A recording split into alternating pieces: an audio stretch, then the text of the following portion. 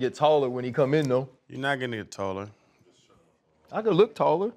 He got you by a foot. A whole, like a foot. You know what I'm saying? God, look. Don't be what scared. up, brother? What's up, guys? What's There you happening, go. man? Good to see you, man. Yes, sir. Yes, sir. Last time I saw you was in the airport, man. I was? Leaving Europe, I believe. Oh, yeah. That was a good trip. France, Cam was actually. great. Yeah, pretty nice. Yeah. Pretty good. Well, Carl Nassib, welcome to the show. Thanks for having me. Welcome to the Pivot. This is Fred Taylor. This is Channing Crowder. What's up, guys? I'm Ryan Clark, Pivot fan. Thank you for pivoting with us. Man, a 7-year career, right? Played for 3 different teams. Yep. The one thing I thought was really cool, though, and I want to get to it later, was you thanking SpyTech and Light for helping you with your career. 100%. 2 times. Twice. Twice. You know, we'll get to it. You walk in, man. We talked about how tall you were. Yeah. Right? And we know length is a part of playing the defensive line. How does the eventual Big Ten Defensive Player of the Year have to enter Penn State as a walk-on? Great question. I was, technically like a late bloomer. I was 5'9" as a freshman in high school, and by the time I left high school, I was like 6'6". But I never started a game in high school. Was a little bit of a nerd. I love school. All my best friends were nerds, and it was weird. Like, my older brother was a star quarterback. He was, playing at Syracuse, and then there I was, this like lanky kid who, I was a good player, but wasn't a starter. Wasn't a big name on the team. And then I got kind of lucky.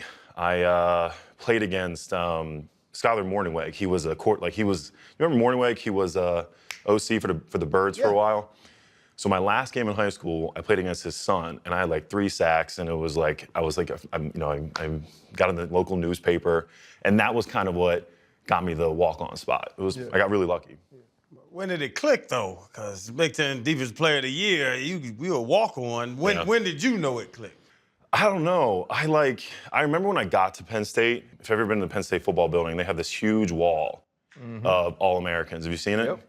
And it goes back to like the late 1800s. My dad is on there. No way. My dad went to Penn State. He was the why did- first black captain ever to play for Penn State back in 1971 or something crazy. That's like incredible, that. man. I visited Penn State, but they f***ed up because they brought me up in January. Oh, no. It was 4 feet of snow on the ground.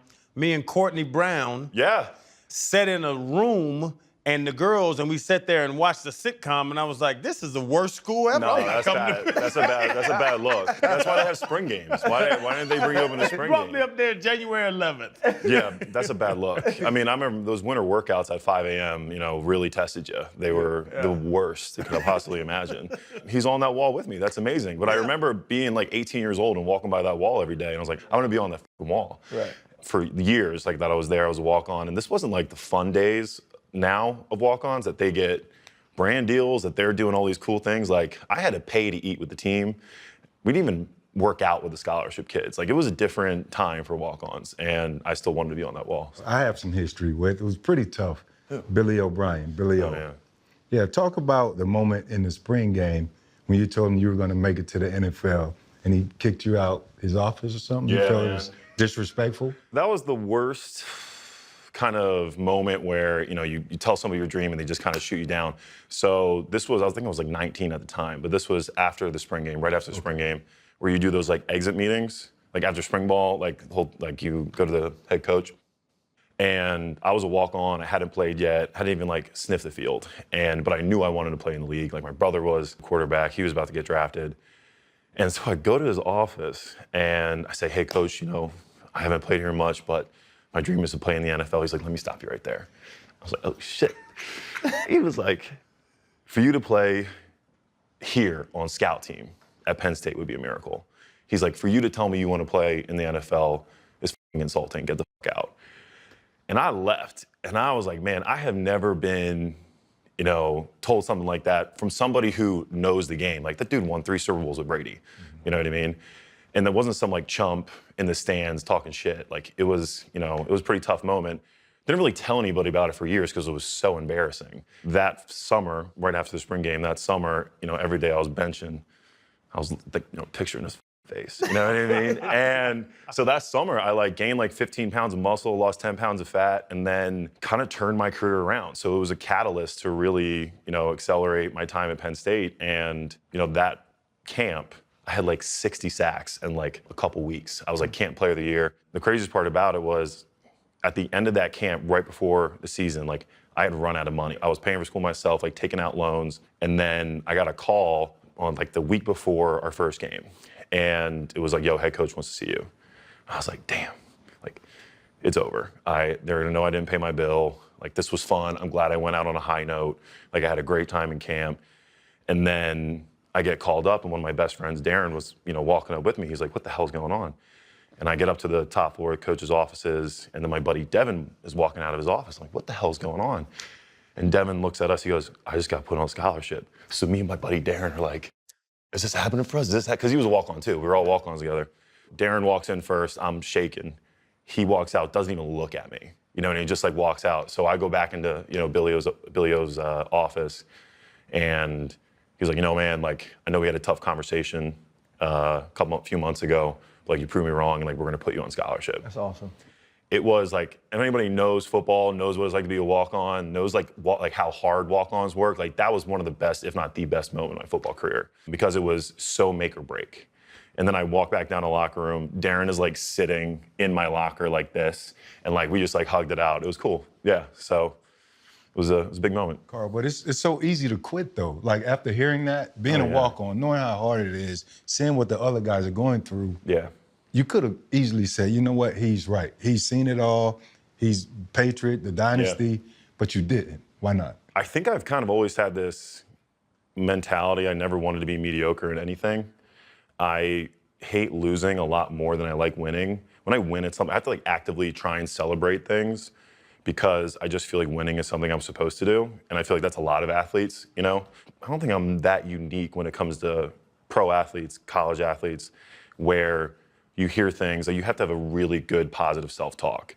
And that carries you through a lot of things. But I think when players lose that positive self-talk and they lose that confidence, and I had no reason to have the confidence either. Like I had never played, right. You know what I mean? Like you were looking at me, when I got to Penn State, people were like, oh shit, we got a new punter. This kid's tall as hell.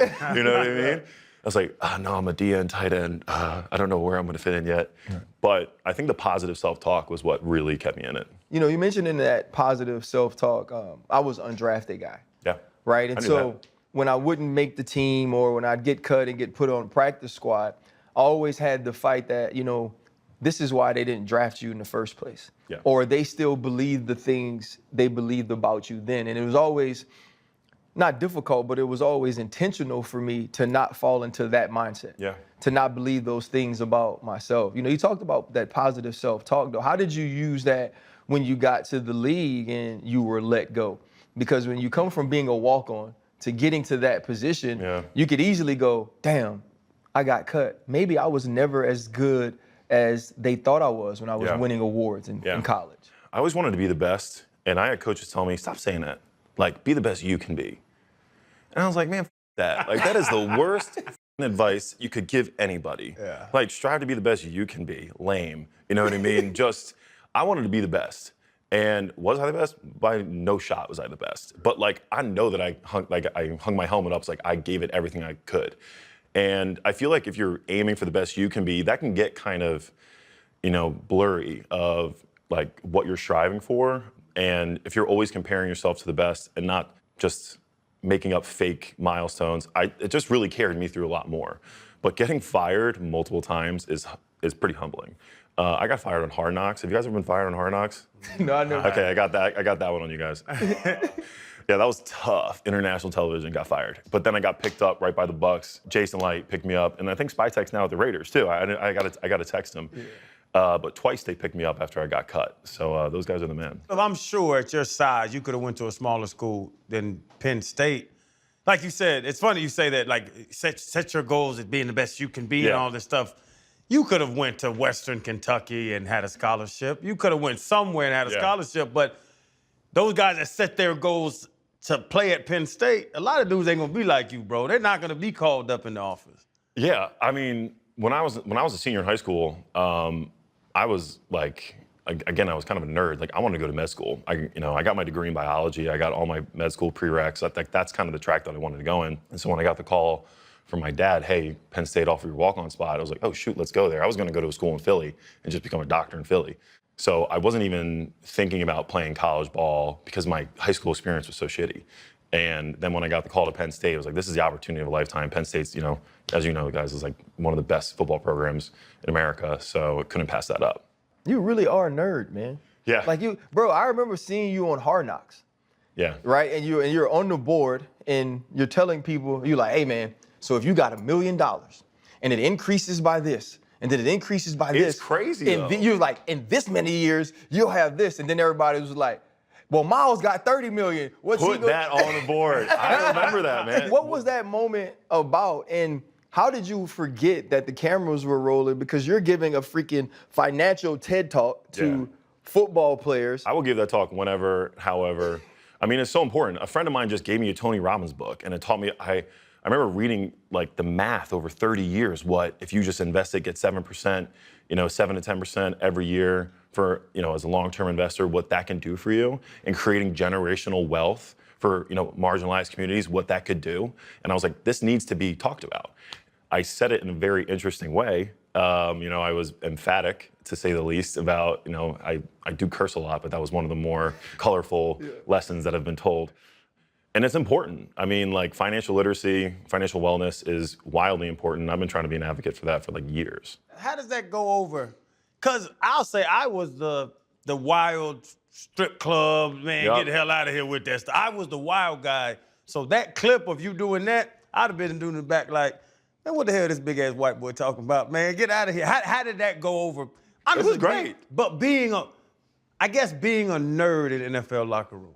There were some other nerds too. Like, there were some Ivy League, I got some Ivy League school friends that were some nerds in there too. I wasn't nearly the smartest guy on the team, but, you know, I think as a millennial growing up and like you lived through the 2008 housing market crash, you kind of feel what it's like to feel financial stress. It's like, I never want to feel that again.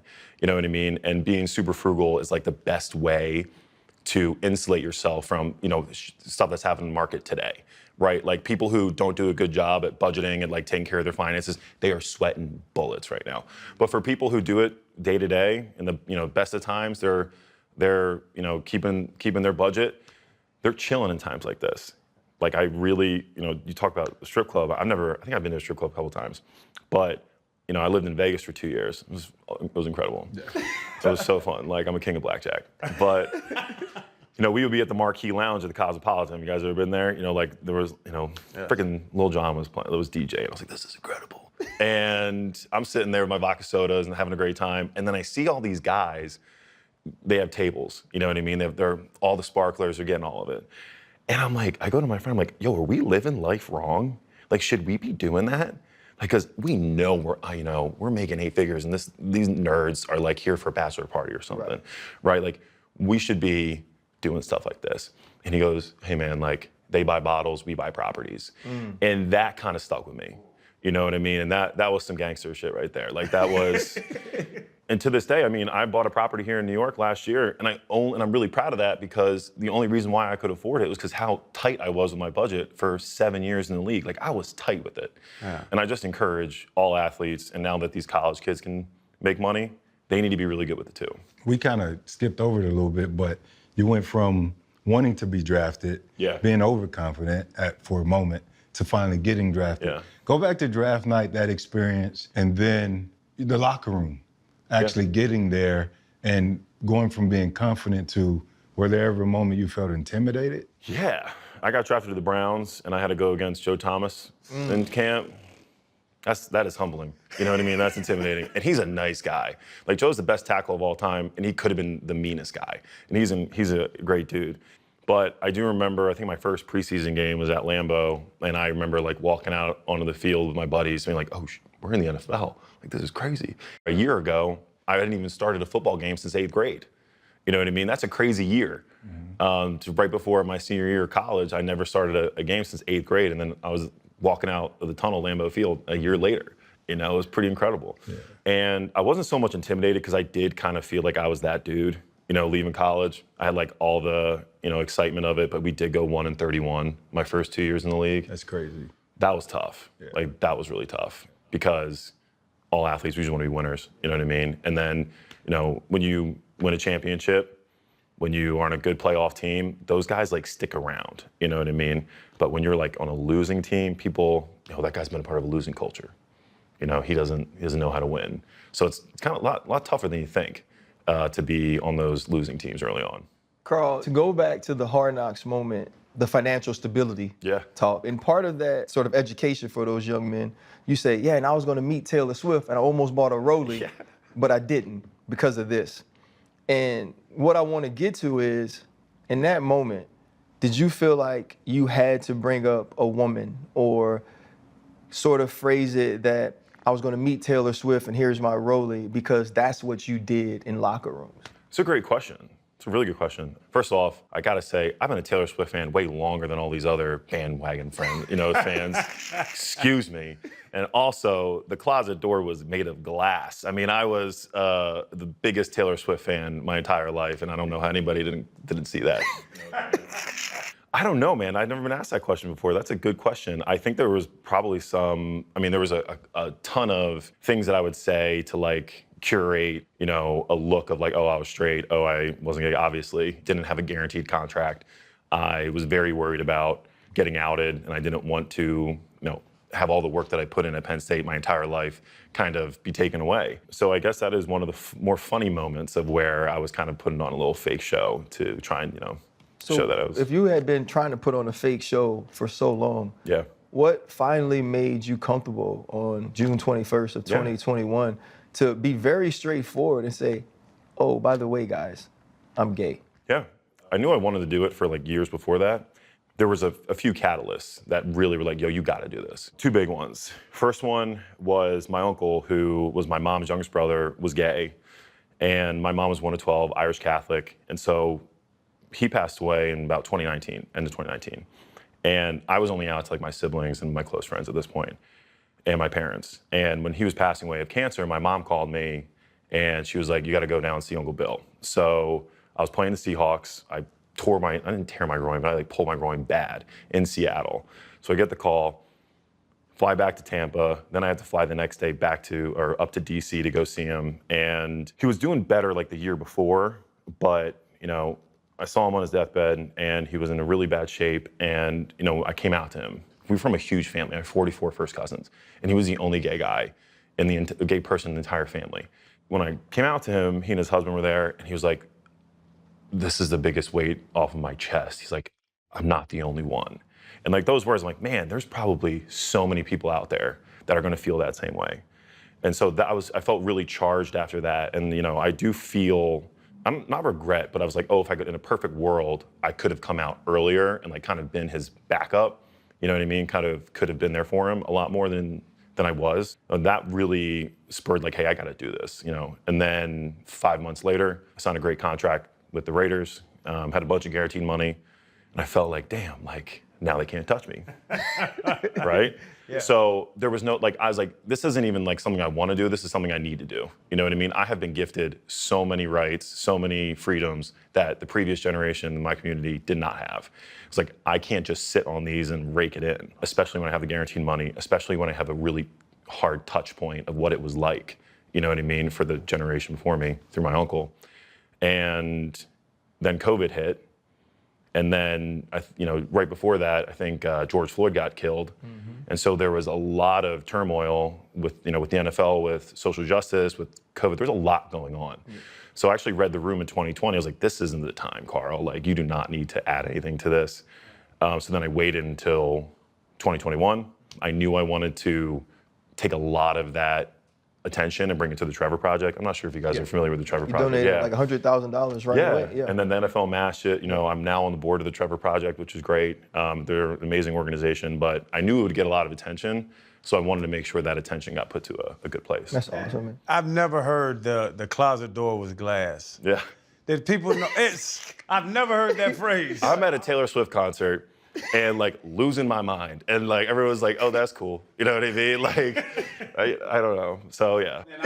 wait, he said everybody was like, oh, that's cool. Yeah. But I remember, I'm really annoyed about that, because I remember I had great tickets, and I met her before the concert. I met her parents. Like, they're great, they're awesome people, and I couldn't get one of my teammates to come with me. And then now the Eras Tour was like this huge moment, and everybody was going. Bunch of nerds, man. Pissing me off. Did teammates know I had dudes in college that I knew were gay? Yeah. And I don't know why they would tell me, but like we knew when we'd ask and they'd say it, but they weren't, like you're saying, I was in college in early 2000s. It's different. They weren't ready for that. No. Did people know before you were? I have no idea.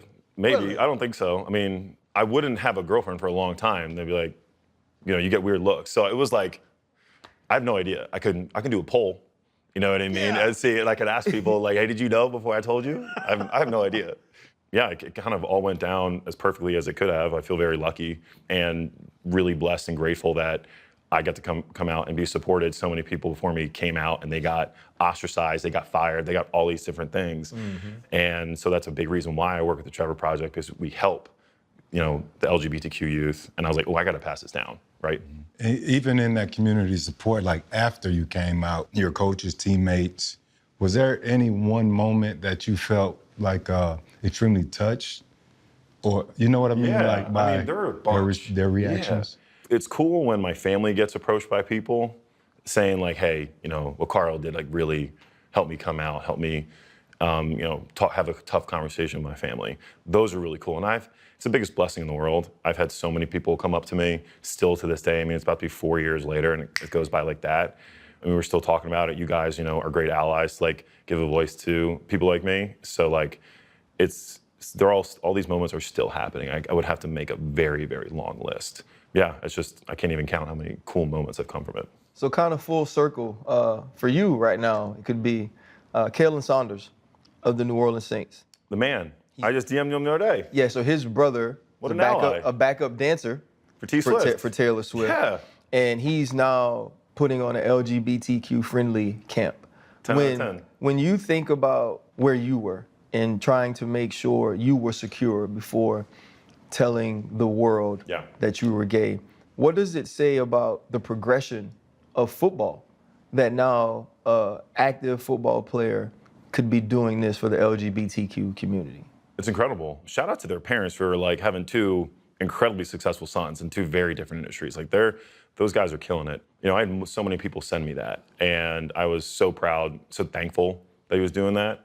It goes a long way, and the fact that it's like it's a camp where, I say this a lot, the pipeline to the NFL and to pro sports is actually a lot more homophobic than pro sports because we're adults. This is where we go to feed our family. Like people aren't immature and stupid, but the high school, college route, I feel like there can be a lot of change there. And so what they're doing is really strategic. It's really impactful. I just kind of love that I kind of found out about it later. Like, it's not even through me. Like, I don't have to be the gateway to do all these things. It's like they're happening without me. I think that's amazing. How much pressure did you feel as the gateway gay guy? You know what I mean? Like, it's almost like, because you know how it is when you become the first of anything, right? Like if you're a black man and you're the first to do this, now everybody points to you or wants to pull on you. I know what you mean. Yeah. And wants to pull on you because, hey, you did it and you did it first. Question. How much, you got to give back. It's such a hey, great Carl, question. now you've done it and you've said that you were gay, so you got to be with us in everything. How much pressure was it on you once you did make the announcement to be like, I have to be everywhere, I have to do everything, I have to touch all the people? You see it in different aspects. First woman to do this, first black man to do this, first gay person to do this. You see it in different industries where people have not had the opportunities to get to the top. And you want the focus to be, you even see this with black coaches in the NFL. Like still today, they're like, hey, like, Todd Bowles going against Tomlin. What does that mean? Like I remember that was like last year. You know what I mean? Right. And I you know what I mean? Like Todd is my favorite coach I've ever had. Like I remember Tomlin is like maybe my favorite coach. Right. I remember coming out in the draft and I was at the combine and I was meeting him. He was the coolest guy ever. Like I was like, man, I want to play for this guy. Like this is cool. Even though I grew up a Birds fan. But it's interesting because you don't want to discredit all the work that people have done before you to give you this opportunity. But also at the same time, you want to be remembered for your work and you want to be remembered for your accomplishments. And so I remember before coming out, it was the biggest thing that I was worried about. I was like, oh shit. Like I was first walk-on and become an All-American. I broke 3 records at Penn State. I won 5 national awards. I like did all these things, right? And the only thing I want to be remembered for is like being the token gay guy. And that was really tough for me to like overcome. And then I was like, if this is the only thing that I'm gonna, like, is gonna be the only negative, I still gotta do it. Because there are people out there in like way tougher positions than me. But it's, you know, it's a balance. You know, I get called up for a bunch of different things. I finance things for LGBTQ issues, football stuff. Like I'm now a tech founder and I still talk about football stuff. So it's, you know, you can be multifaceted and that's okay. Early on, I did feel like, ooh, maybe when is there gonna be a chance where I just get remembered only for like my accomplishments, you know? I would tell you that I went back and looked at your accomplishments when you were the first gay guy that came out. Yeah. Like even at Penn State, no, like I'm a grown man now. Yeah. Like I'm not worried about college kids, but when you came, then I went back and I saw you play and I'm like, okay, and we went back and looked. So I guess the negative of how you were saying, I don't want this be forgotten. Yeah. I think a lot of people now know your career better. That's a great point. With the front of it. Totally. Because now it's like, damn. He can play. Yeah. Motherfucker, Big Ten player, you shit. Yeah. Big Ten is a big Yeah. Yeah, so I think it was different than that. But RC brings up the first of things, and we've all seen 42 with Jackie Robinson, right? Did you have any of those moments? Remember when they let Jackie in and now the ignorance? And I almost don't want a bad story because everybody thinks football players are these big meatheads that don't understand anything. Like, I got funny stories. Are there the meatheads out there? Nah, man, I got a few funny stories that are so hilarious. This was 2020. I was on the Raiders and we were playing the Browns. And I think Baker was a quarterback. And he's a very mobile quarterback, but they ran like 3 bootlegs away from me. And you know when you're on the opposite end of a bootleg, you got to chase it all the way over there. And they did 3 bootlegs in a row to start the second half. I was so mad. And these are all my former teammates. And so I'm chasing the third one. I said, stop the gay-ass bootlegs. The entire Browns O-line turned around at me, you can't say that. And I was like, oh man, the league is ready for this. You know what I mean? Like, oh, they are ready for me. Like, we got some allies here. You know what I mean? I was like, this is so funny. Like the guy that's about to come out saying the word gay, getting shut down by 5 massive dudes. Like it was like in stereo, you can't say that. And like we just like all like started running after the ball. It was hysterical. So like one, I have to acknowledge like my own moment where I was a little bit ignorant, but stop running boots, you know what I mean? Like stick in the pocket. Yeah. You know, one of my favorite things was right after I came out, I came back to Vegas and one of my buddies, I don't even remember his name, this is messed up. He was a rookie, undrafted guy, and I can't remember his name. But it was so funny when I got back, he was like, hey, Carl, how was your gaycation? And I was like, that is the funniest shit I've ever heard in my entire life. And it's a quote from The Office. Yeah. I don't know if you guys have ever watched The Office. Yeah. But no, man, like I like, it was very few and far between. And people are very, very weary to talk shit to me in person. You know what I mean? Like people, you know, Twitter fingers are live to this day, but not many people will say things in person. Yeah. Like us, you're on a full-time, well, I guess not, but you're on a full-time gaycation in post-career. Okay. Did I say it right? Yeah, that's good. I like it. Okay, yeah. Well, your post-career. Hey, man. Listen, we want to be able to do these shows after Carl now, too. He made it light. I'm not making it light. No, you're good. Right? That's good. I like it. So no, I'm retired. I'm retired. Let him grab you now. Oh no, that's a big old son bitch right there now. I'm not running up on him, but no, in your post career, is there anything that keeps you going? Like, what's your direction right now? I actually started a software startup that I mentioned earlier. It's called Raise, R-A-Y-Z-E. You know, we're a mobile app and software platform, and we try to accelerate all different types of philanthropy. We try and connect people and businesses to nonprofits. And, you know, in America, people really have no clue how important the philanthropy and nonprofit industry is. You know, it's a $3 trillion industry. And America, you know, we're a capitalistic society where, you know, you get what you earn. It's all about like how much output can you put in. And we don't do the best job at like providing for our most vulnerable. And that's where, you know, nonprofits come in, churches come in, schools come in, social programs come in, and less people are giving, less and less people, you know, corporations are pulling back. So my mission is to make those interactions as seamless as possible with Raise and hopefully get more people involved, get more companies involved, and get more funding to people that need it the most. But yeah. Did you struggle at all post-football?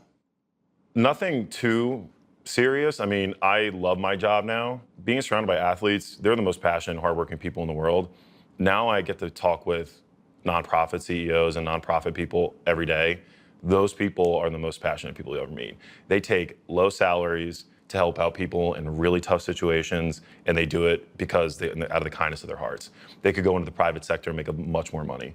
And so I feel very fulfilled, very excited that I get to work with Raise and try and help nonprofits. But there are huge aspects of football that I miss, you know what I mean? How much of your journey went into you wanting Raise to be about nonprofits? You know, and being able to help people who sometimes may not have the means or the resources or even be in a place to help themselves. Totally. I first got involved with nonprofits through the Special Olympics, Penn State, and a little bit in high school. I loved working with Special Olympics. It was so much fun to see these athletes just love the game more than anybody. But then when I was volunteering in Tampa, this was actually with the team. We were volunteering at a local juvie center, and it was half a mile from our facility. You know, we spent the day with these kids. Some of them were like 12, 13 years old, and they're like in jail cells because they were running away from a violent home environment, right? They didn't even commit a crime. They were just like picked up off the street. And they just like wanted books to read. And it was a really, really tough day. You know, a lot of us, it was really emotional, really hard. But the crazy part was that this facility, this center was a half a mile from the Bucs facility. And I drove by it every day for 2 years. And none of us knew that it was there. So I was like, this can't keep going. I wanted there to be an app on my phone where I can look up all the volunteering opportunities near me. I can get involved, kind of be like the open table of volunteering, where you're looking for a restaurant, just as easy as you see pizza near me. You can see, all right, I want to work with veterans. I want to work with animals. Like, you can find that easy. And that's kind of what started Raise. This is what started Raise. I was like, there just needs to be more volunteering. But then I got more into the industry, and I learned that there's way more work to be done, and that's kind of what brought it out. Yeah. Yeah, you know, you talk about the work being done, and we've kind of moved past your football career a little bit because you are, you know, a lot more fascinating than that. But your first game playing after you came out as gay was against the Baltimore Ravens and Lamar Jackson. You got a sack in that game. Yeah. A sack fumble, actually, in that game, and you guys win with the Raiders. What was it like to be back on the field in a regular season game, and now there were no more secrets on your back? That was a sick game. That was the first game in Las Vegas with fans. It was after COVID, so it was like Allegiant Stadium was rocking. And that is like a club. It is like the best stadium, one of the best stadiums, maybe the best in the NFL. I didn't really think about it that way. I thought about it like, hey man, like I can now not just only represent the name on my back, the jersey, like the team logo, but also my community. And kind of this can be like a, you know, an ode to everybody that came before me. I kind of keep reiterating that, but I do mean it. And it's like a thank you. Like, I'm out here because of y'all that came before me and paved the way. You know, Lamar is probably my favorite player right now. He's been my favorite player for a long time. I played on the Browns, and then, you know, I played him many times, and I should have had so many sacks. Luckily, that game I actually got him down in overtime. But it was one of the best games I'll ever remember. It was a huge moment for me. Yeah, it means a lot. They called me the pocket watcher on this show, so I looked up your contracts, and yeah, you're not doing too bad in life. But with coming out, a community was gained. That's what made me think about it. You just said, you know, the community that's gained. Yeah. Did you see the difference in the fans or the gay football fans that now supported you more when coming out? Because I remember. Oh, sure, yeah, I remember like they were coming out. They had flags and everything, and I was jacked up about it. I'm like, you got a dude now. Go support your dude. Did you see that everywhere? I used to get hit in the head for a living, so I can't really remember. Yeah, and I mean, most games, if not all games, there was somebody there, like with a sign, with something, you know, something encouraging to say, and it happened all the time, and it was just, you know, even more fun. Like the game is the most fun for players. Yes. You work 365 for a few, like for 12, or now that's in college, but in the league it's now 17 3-hour periods. Yep. Yeah, you play for the Browns, so it's only 16, but. They get 17 out. Now it's 17 hours. I know, it's so bad. I'm praying for a team to go 0-17.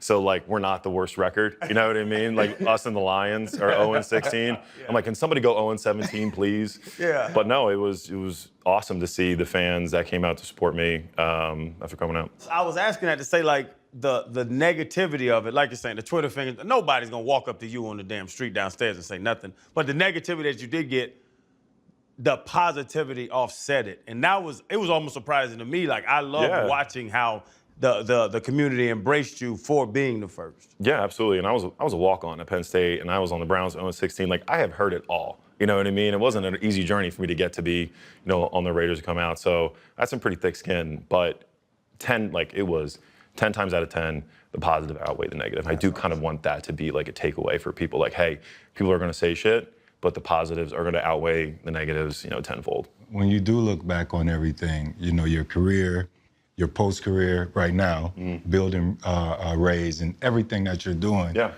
who do you see, and what's the difference in the person you see versus the person who you were prior to being drafted and coming out? I definitely feel like I'm a lot wiser. I can now engage in conversations that I didn't feel comfortable engaging in, 10 years ago. I often tell people that it's very underestimated how much you can learn from a conversation.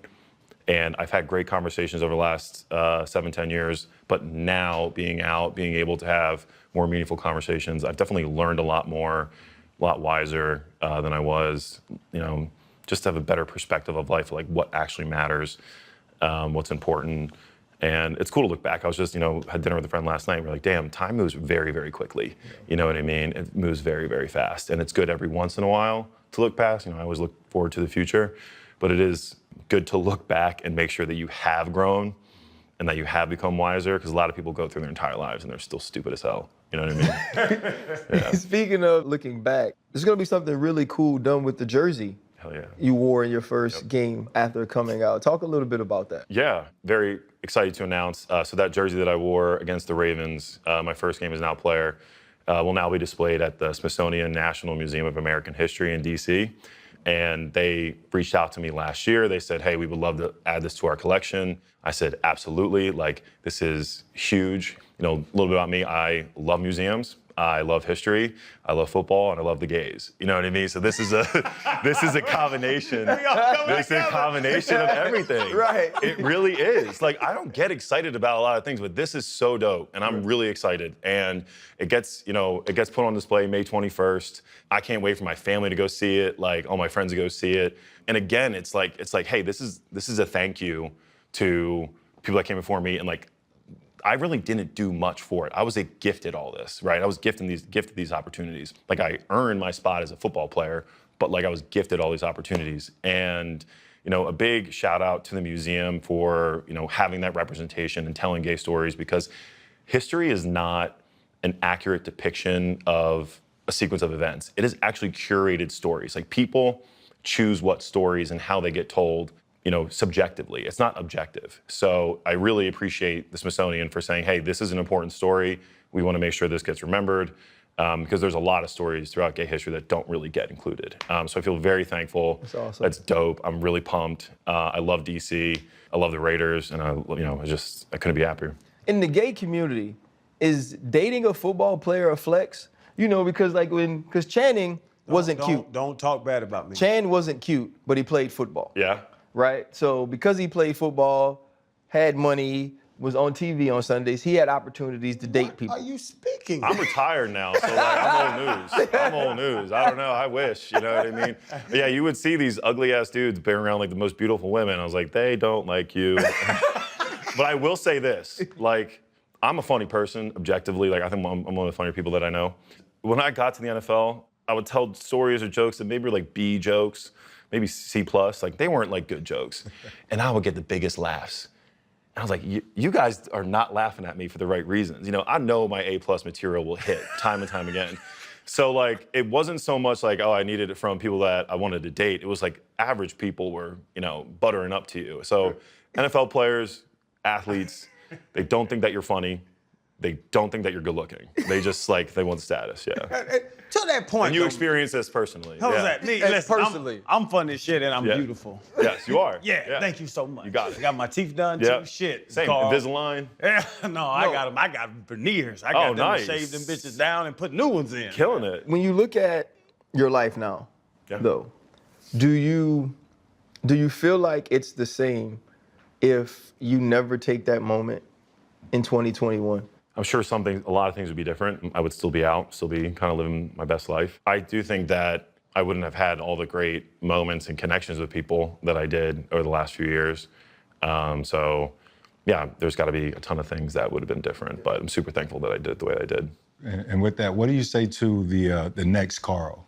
You know, like a young person that's just grinding it out, but somewhat unsure of who they are and sort of having those struggles. Like, how would you help them in their situation? I was a pro at ignoring the noise, you know what I mean? And if you can get really good at that and just focus on your craft and keep it the main thing, then you'll be very successful. One thing that will give you the most confidence in any situation is preparation, and you can always control your preparation. So when you're incredibly prepared, you're incredibly confident, and then when you're confident, you can really succeed.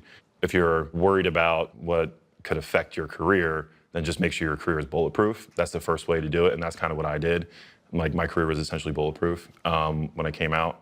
And for people that their career might not be bulletproof and you still want to take the leap, just make sure you have a good community of people around you that will support you no matter what happens. I think we missed this part. Okay. When did you know? Like my whole life. Yeah. From what age? Like, because you don't This even is think, great. like, I don't I think love about this. girls. I Yeah. didn't think about girls at 3. This is great. This is This is very very great. heterosexual No, I just love questions. it. I love it. I Like- love it. Like, it's good. I love it. You know what It's this fun. is, Carl? What? This is. I'm like your guys' first gay friend. Yeah, no, You know what no. I mean? Ask I just him can't wait to all get the like 3 questions. of my white buddies and ask one of my black friends, when did you know that you were black? You know what I mean? Something like that. Like, you just know. You know what I About mean? 9, Carl, Like, if you need an when do you He didn't know his get, mom seriously, was when you get introduced Yeah. to the concept of race, when you get introduced to the concept of like, oh, you're different. Yep. You know what I mean? Like, at one point you're existing the way that you were programmed to exist. And then you hear about, oh, you shouldn't be this way. This is how you have to be. You get, parameters put on you that you weren't really born with. And so you just kind of have to like fall into line of what you hear and what you think that people expect from you. You don't really think about it until someone tells you that you're different, Her first name was Rachel. I remember I was at Rainbow Elementary in Atlanta, and I saw Rachel, and I was like, that excites me. It was the first time, 5th grade, Talk about when 10 you years realized old. he liked You talk girls. like that conversation we're having. When he realized he liked girls. In 10th grade, Oh my God, I was so confused. I had no idea what you were talking about. Okay. I was like, is this So Rachel person a No, a so famous you're person? talking about like I knew I was black probably about 8 or 9. Like, I started knowing race about 8 or 9. Okay. I knew it 10 years old in the 5th grade that I looked at Rachel. Before that, I didn't care. Everybody's just friends. And then Rachel, she started to develop, and I was like, hey, that's attractive. Love So to that. answer your I love that question- for you. Yeah. I love that for you. I think that's actually a little unique that you have a memory of like the first time you were attracted to another human being. We were on the 2nd floor, Yeah. right up the stairs. Killing it. Yeah, man, yeah. Rachel must have been like that. I can't pinpoint it like that. I Yeah. don't have that. But you asked for the age, so that's what it's like when you say when it is like their whole life, but sexuality doesn't happen at 3, 4, 5 years old. No. And that was kind of like, that's kind of where I was getting after, Got where it. it was a certain time or age where it was like, hey, I'm not looking at her, I started looking at him. I have no idea. Well, I've been asked a question of like, oh, when did you know? I was like, oh, I just kind of always known, you know what I mean? But never like, who is the first person that you were attracted to? I don't know, no idea. The black thing kind of brings me to a connection at home. Actually, in 2020, I went to this, it was kind of a panel, right, about social justice. And Okay. we were talking about everything with George Floyd, and there was an LGBTQ advocate that was Okay. there. And I was much like this. I was very inquisitive and curious because I felt like if I could consistently speak up for black people and what they deserve and how we should be treated, then other causes should be important to me as Right. well. And in asking those questions, she started to talk to me about the high murder rate in black trans that were in Louisiana. Having that conversation, and it made me say, okay, how do we now learn more about the LGBTQ community. We have so much further to go now, but I know especially when you were coming up, there was a long way and a lot of understanding that needed to be had from the LGBT community to the rest of the world. Okay. How difficult was it for you to assimilate or to keep part of your life hidden throughout your life? It was definitely difficult, but you become a great code switcher. You know what I mean? Everybody's a little bit of a chameleon. Everybody has you know to. what I mean? You have like different shades of your personality depending on who you're with. You know, like when you're around football guys, you kind of talk a little bit differently than you're with, you know, executives and marketing people, right? Like you're a little more polished. And so you learn that as a young person, and I'm a very naturally masculine person, but for, you know, my gay friends who are more flamboyant and like maybe have a higher pitched voice, like they really had a tougher time to assimilate and to really dodge, you know, the insults, dodge kind of the snickering. But for most, you know, people in the gay community, it's tough. Like America's a very Christian society, and you know, people pull a few verses out and they like really use them against you. And it's way better now. Like you said, like we've come such a long way. You know, but 30 years ago, like you lose your family, you get kicked out. You know, you get put on the street. It wasn't really like a choice to assimilate. It was, you had to do it. And so for me, I love sports. I was kind of always myself, you know, and I just didn't reveal like the whole part of it. You know what I mean? I was like 90%, right? I still feel like I'm the same person. I'm just dating the people I want to date now. How more difficult decision to tell your family or to tell the world? Well, the way I told my family is pretty hilarious, and it involves this chain. So this is kind of like my coming out chain. I always wanted a gold Cuban link. Like I always wanted one. I love gold. I think like I'm not a flashy person, but I always wanted a really clean Cuban link chain. I was so neurotic about how I presented every day. I was like, I can't get out it. I can't I have to be so on point day in, day out. And it led into so many other aspects to where like I was so consumed with what other people thought about me. And I thought that if I got the gold chain that I wanted, that people would say, oh, Carl's changed. Oh, like Carl can't pull that off. He looks like an idiot, like whatever. And so I didn't get one for years. I wanted one so bad when I got drafted, didn't get one till, you know, my 4th year. One day I was in Tampa and I was leaving for the gym. And it was at this point I was like so neurotic that I would wear a workout clothes to the gym, and I thought I looked too gay. So then I would go back in the house, change to some like baggier clothes. Then I went back out to my car. I was like, oh, this is too baggy. Then I swear to God. And then I went back in my house. I changed 4 times. And then I like yelled out. I was like, dude, do what you want. And I got in my car, drove to the mall, great mall in Tampa, got to the jeweler, tried on like 3 different chains, put this chain on, bought it there, and came out to my entire family that day. Like all my siblings, parents, best friends, because this was like the first time that I did something that I really wanted to do. And I was wearing the chain and called everybody up. It was exhausting. You know, I've got 4 siblings. I called my best friends. It was like 10 phone calls later. It was all because just like one moment of, hey, wait, do what you want to do, be who you want to be. And it really was like a spark to coming out, but much less dramatic than the way I came out publicly. Yeah. You know, The build up to it. Yeah. Isn't that funny? You know what I mean? Like, the fact that I'm not a flashy Cuban person, but I love a chain. Like, I love a nice, clean. I think it's Cuban funnier that you changed 4 times to go to the gym. Because now I work out in a public gym, Carl, and there's nobody there We got to talk about to impress. We got to talk about public gyms, by the way. Yeah, like he don't work out. Post-retirement, it's the worst. He don't work out. He don't know. Yeah, You don't work out? care. Why would I? Healthy. You got to stay healthy, man. Health is the most important thing. Look, you see me? Okay, how's your blood pressure? Stunning. Good, killing it. Blood pressure? I don't even go to the doctor, Carl. But You should go to the doctor. Everybody should be healthy. Go work out. Yeah. Like when you talk about the public gym, like, I was a public gym guy. I did spin class. I do the little stretching classes, the Nice. yoga. I was doing all of that.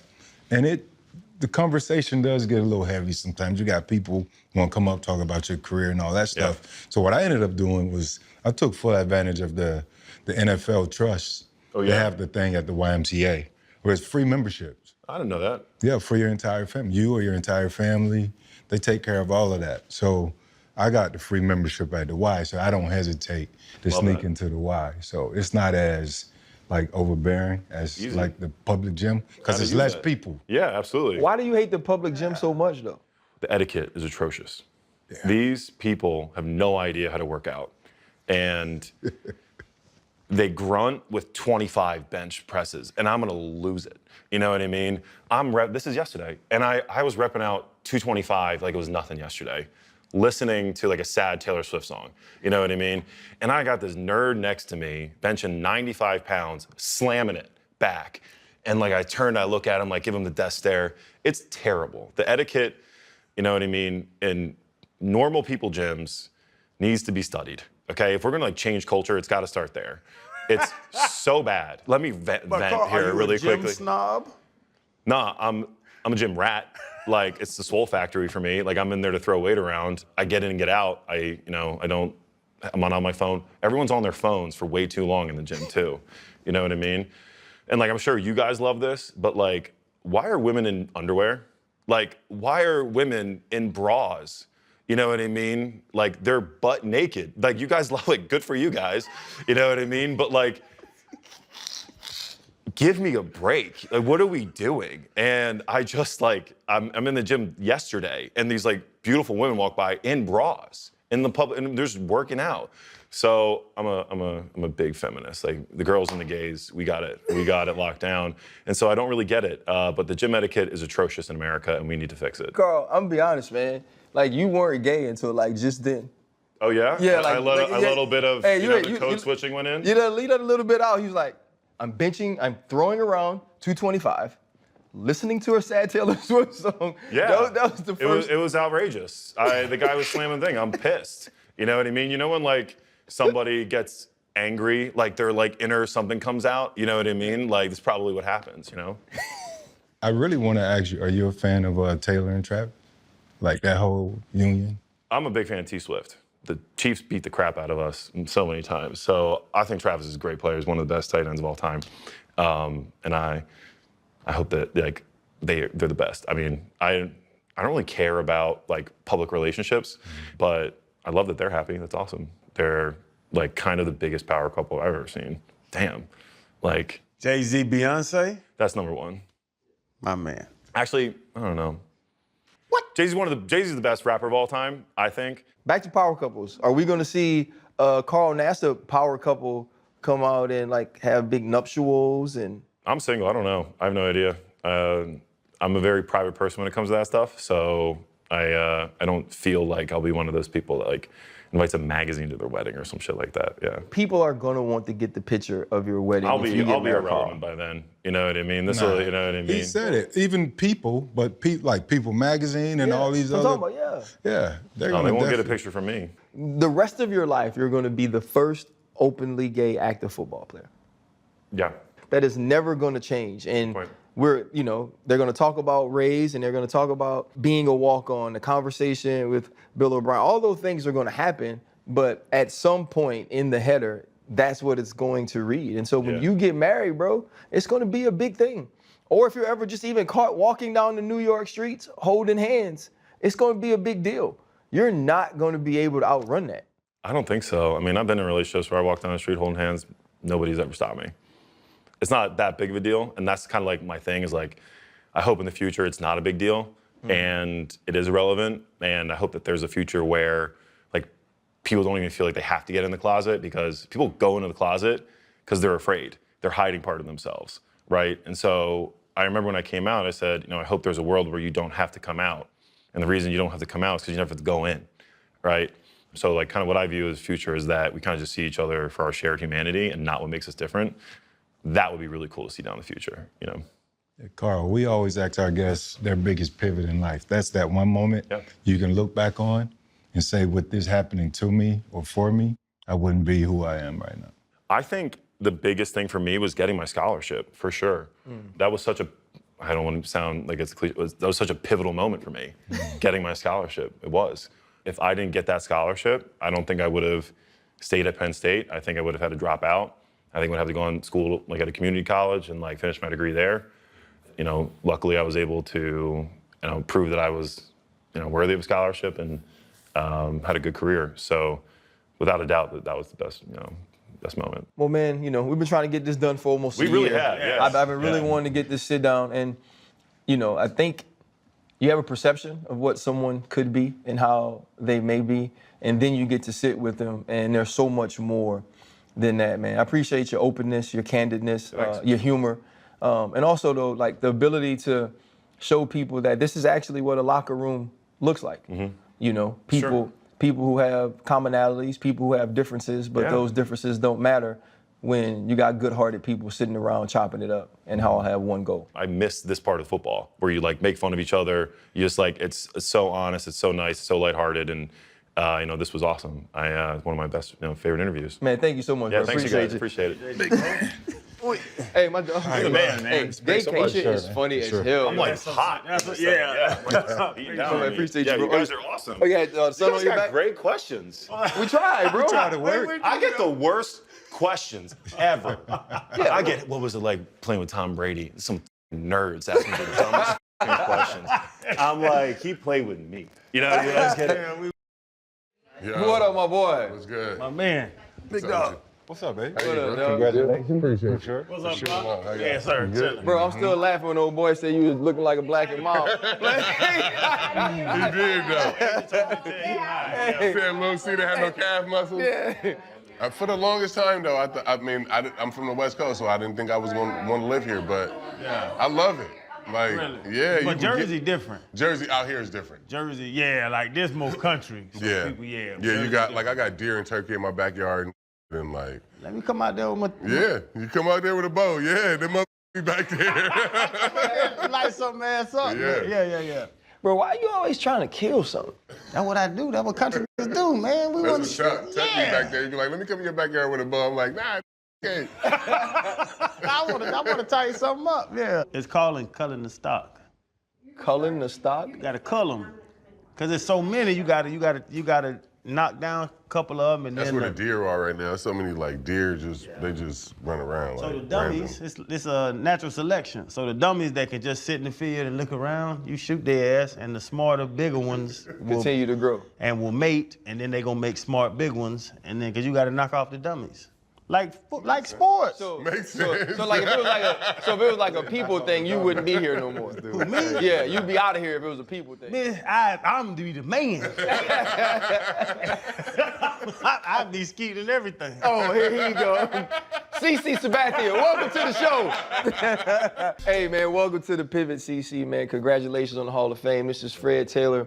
This is Channing Crowder. I'm Ryan Clark, Pivot fam. Thank you for pivoting with us. Man, first of all, congratulations. Just an illustrious career, man. 19 seasons, Cy Young winner, World Series champion, 6-time All-Stars, 3,000 strikeouts, 250 games won. Just so many milestones that you were able to accomplish throughout your career, which obviously lands you in Cooperstown. Bro, being a kid from Vallejo, California, man, when Jack O'Connell from the Baseball Writers Association calls you and tells you you be headed to Cooperstown, what was your first thought? My real first thought was my dad being super happy. My dad was the one who started me playing baseball. He was a coach before I was born, so he was determined to make me an athlete, you know what I'm saying? Yeah. And I just feel like I lived up to what I was supposed to for him.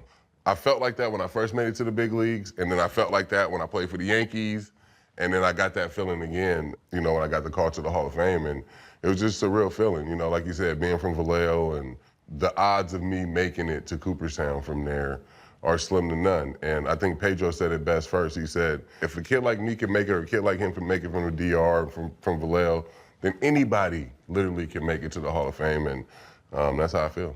Right, but anybody can't make it to the Hall of Fame. I ain't even we be pointing in the next question, bro. No. It's something special. It's something about you, bro. We all watched you. You know what I'm saying? There was something that you did different. There was something that your dad did different. There was something that made you be on the show. To go to the Hall of Fame. What was that when you look back now in retrospect? Little CC and what building up, and being the guy that you are now, a Hall of Famer. I think just being able to go through adversity, I think just being able to keep going forward, you know, no matter what was happening off the field, in my life, as a kid, whatever, when I got onto the baseball field or the football field or basketball, like that was where I knew what, you know, I could predict the outcome most of the time, especially if I'm on the mound. From the time that I was like 9 years old, I figured out, I was like, oh, this all starts and stops on me. Like I'm in control of everything, and then, like, me being the only child and wanting everybody's attention, like that's a perfect spot for me to be in the middle of the diamond, you know what I'm saying? So once I figured that out, I just kind of like, just gravitated towards that. And I loved being in those big moments, whether I failed or succeeded, I just wanted to be out there, and that was the way I could perform. You know, if you ever hear like comedians performing in front of their family or rappers performing in front of their family in the living room, that was like my performance. Like all my family was there, all my parents were there, all that stuff. And that was the way I felt like I could perform as a kid. Right. First off, happy belated birthday. Thank you. Perfect birthday gift, right? But no, I heard you delayed knee surgery. Yeah. So you can walk across the stage, right? What does that walk represent for you, and who are you doing it for? I think the walk represents, for me, I feel like Vallejo, like my hometown, is so rich in like talent and sports history, and like when I was a kid, I only wanted to be just the best for my hometown. Like I went to the high school games as a kid, and I was the ball boy for the football team, and all these different things. Like I wanted to be that guy, and to be able to walk across the stage and say I'm from Vallejo, it just, you know, feel like I'll represent the city and all the talent that comes from that city. And I delayed the knee surgery more for golf. Then he said, I'm gonna get this knee surgery when it get like, cold. Man, who the fuck get knee surgery in the middle of the summertime? That shit don't make no sense. That's what old rich guys do. Yeah, they play golf a lot. Yeah, we don't do that. You know, you mentioned your father right away, and I thought that was extremely telling, just based on what he did to get you here in your career. But also, he passed when you were relatively young. You know, being 23 years old, and I read somewhere you said you don't feel like you processed it right away. Do you feel like moving forward now you've processed that to a place where now in sharing this moment with him or thinking about him in this moment, you can think about the good things? Yeah, for sure. I mean, you said it perfectly. I never processed him passing away at 23 years old. My oldest son's 21 now. He was just born at the time. And it was just so much going on. Like I was still trying to establish myself as a big leaguer. I was super young. I still needed his guidance. And then I was becoming a father. So I was angry for a long time and just didn't understand what I was going through. And I think that's what led to all the drinking.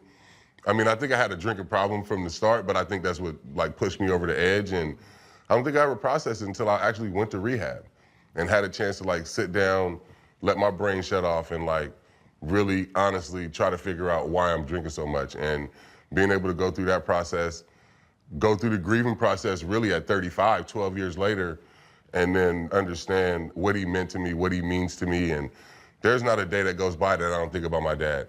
But now, like you said, I can think about him in a good way, you know? One of the greatest pictures of his era, when he finally realizes he needs help, what's the process of truly coming forward and seeking that help and spending that month in rehab? It was something that was kind of like boiling over for like 2 years, 3 years. I knew I had a drinking problem. I knew I was destroying my family. I just didn't care because I was more selfish and still worried about how I'm gonna sleep at night or how I'm gonna get to the next day. And I think in 2015, I was just literally tired. I was fed up. Like, I couldn't stop. And that was the first time where I really realized, like, oh, this is a problem. Like, I can't stop if I wanted to. Damn. And, you know, I spent that weekend in Baltimore. We had a rain out, and I spent the weekend in Baltimore drinking nonstop.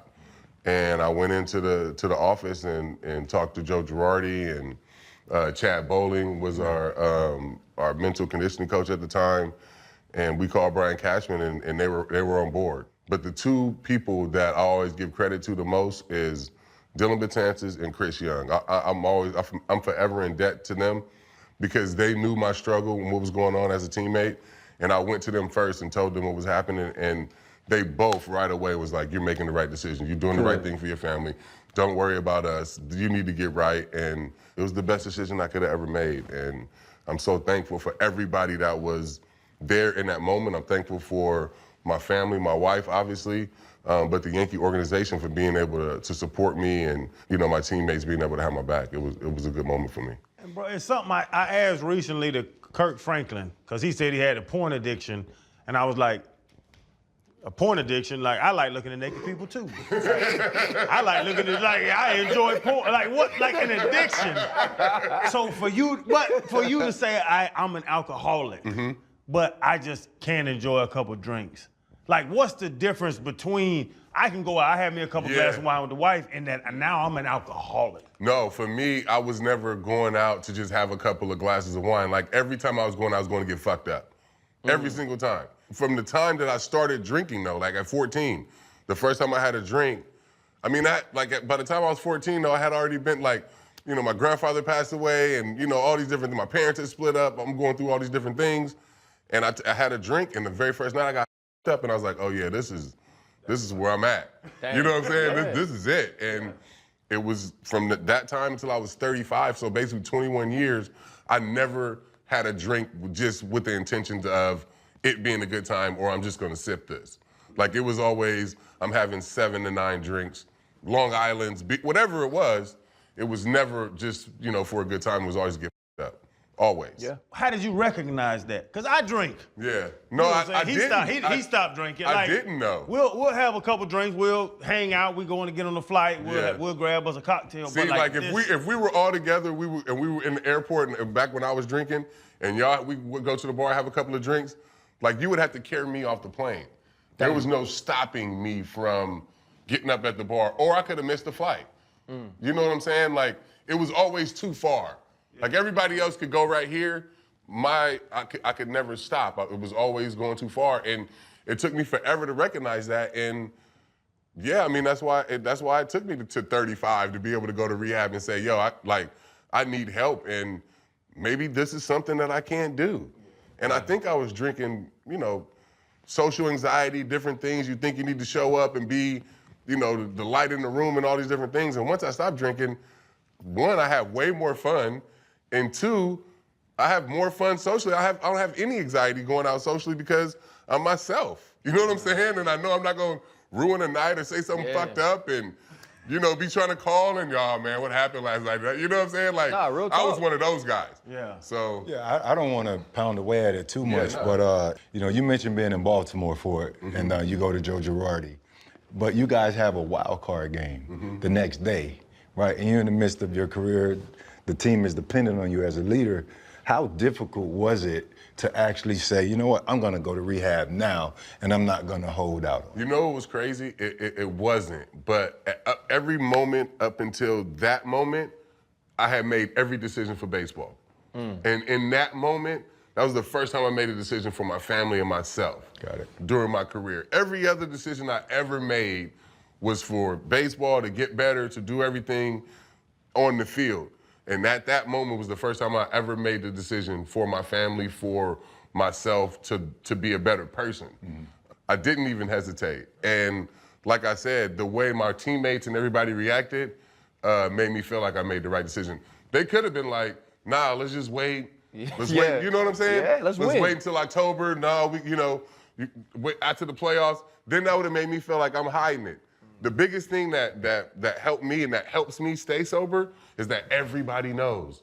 So if I go to a bar in the airport, you're being judged immediately. Yeah, some guys gonna take a picture and be like, "Oh, I thought you were sober." Right. Oh, you do all this work. You know what I'm saying? So the best thing that happened to me is that I didn't have to hide it, and it was public right away. And now everybody knows, and now I'm naked. You know what I'm saying? Like, I'm out here, and this is me, and I'm vulnerable, and that's exactly what I needed. Did that support from the team and the organization push that competitiveness within you to not fail through your rehab journey? Yeah, I felt like I didn't want to let people down, but then there were some people that were like, he's not going to stay. You know what I mean? Like, he'll be there for 2 weeks. We need to prepare for what's going to happen when he comes out of there, or if he can't make it. And yeah, I mean, that kind of like, fuck you. You know what I'm saying? Like, you know what I'm saying? Like, I'm here to make myself better. Like, I am going to see this through. And, 9 years later, I mean, it does feel good. I mean, I'm glad you asked that. And the last thing on it, is there anything you can share for anybody out there that might be struggling? I think just to recognize it and not to run from it. Like, if you think you have a problem, then you have a problem. And for me, it wasn't like I wanted to wait until something happened. I didn't want to wait until I lost my family or a DUI or something is hit the news. Like, everybody rock bottom is different, right? And my rock bottom was me sitting in the room in Baltimore realizing I can't stop drinking this white Hennessy. Right. And some people come to that realization, you know, at different times, but if you recognize that, then there's help out there for you. And a lot of people struggle with this. It's a disease. And I always tell people this, like, that month in rehab, I feel like as grown men, we should all get like a month off to go, or a week or 2 weeks to go work on yourself. You know what I'm saying? To like reset, a vacation, do whatever. Like, we all under so much pressure. Y'all work so much. Like, you know what I'm saying? Do you ever get a chance to like check in mentally, do different things? So that month was everybody knew where I was at.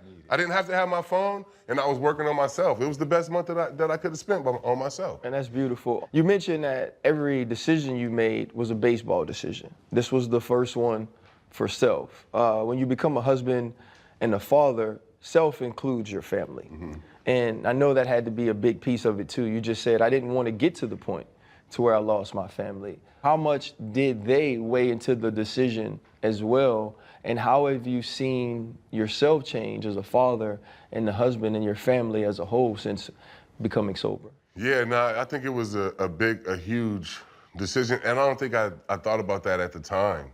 I think as I got into rehab and started, you know, doing the work and thinking about myself as a father and the age that my dad, he was 47 when he passed away, and just thinking about how much I still needed him. I was 23 and like I got the same age gap for my oldest son, and I'm like, I need to make sure that I'm here, I'm healthy, like my mind is sound to be able to help my son in the struggles that I had through my teens and 20s and all these different things when my pops passed away. So it made a huge impact on me, like making that decision for not only myself, but the way, you know, I can be a father, I can be a husband, I can parent my kids now without being so angry or having the patience now to understand what they're going through. At that time, Lil C was 12 when I went in. Carter would have been 5. So none of them knew I was in alcohol rehab except for Carson. They all just thought I was going to rehab for my knee.